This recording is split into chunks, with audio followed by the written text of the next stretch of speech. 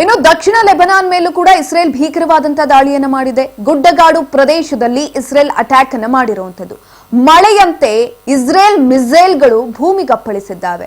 ಮಿಸೈಲ್ಗಳ ಸದ್ದಿಗೆ Lebanon ನಾಗರಿಕರು ಅಡಗಿಕೊಂಡಿದ್ದಾರೆ. Already ಅವರು ಕೂಡ ಭಯಭೀತರಾಗಿದ್ದಾರೆ. ಒಂದ್ ಕಡೆನಲ್ಲಿ ಪ್ರತಿನಿತ್ಯನೂ ಕೂಡ ಅಲ್ಲಿ ಮಿಸೈಲ್ಗಳ ಅಟ್ಯಾಕ್ ಆಗ್ತಾ ಇದೆ. ಏನ್ ಮಾಡ್ಬೇಕು ಅನ್ನೋದು ಅವ್ರಿಗೂ ಗೊತ್ತಾಗ್ತಾ ಇಲ್ಲ.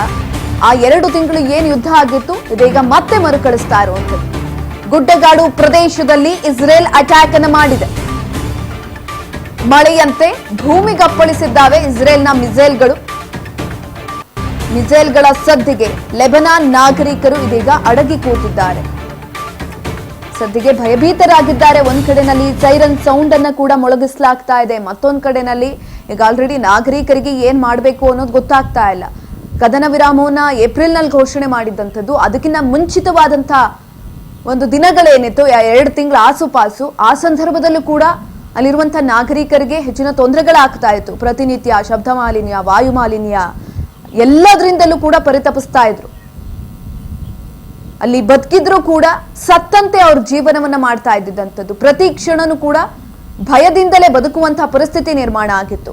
ಕದನ ವಿರಾಮವನ್ನ ಘೋಷಣೆ ಮಾಡಿದಂತಹ ಸಂದರ್ಭದಲ್ಲಿ ಏನೂ ಆಗ್ತಾ ಇರಲಿಲ್ಲ. ಎಲ್ಲವೂ ಸರಿ ಹೋಯ್ತು, ಇನ್ನೇನು ಯುದ್ಧ ಸ್ಟಾಪ್ ಆಯ್ತು ಅನ್ನೋ ಅಷ್ಟರಲ್ಲಿ ಮತ್ತೆ ಯುದ್ಧವನ್ನ ಮಾಡೋದಕ್ಕೆ ಮುಂದಾಗಿರುವಂಥದ್ದು. ಕದನ ವಿರಾಮ ಘೋಷಣೆ ಮಾಡಿರುವಂತಹ ಈ ಒಂದು ಸಂದರ್ಭದಲ್ಲೂ ಕೂಡ ಯುದ್ಧವನ್ನ ಮಾಡಲಾಗ್ತಾ ಇದೆ.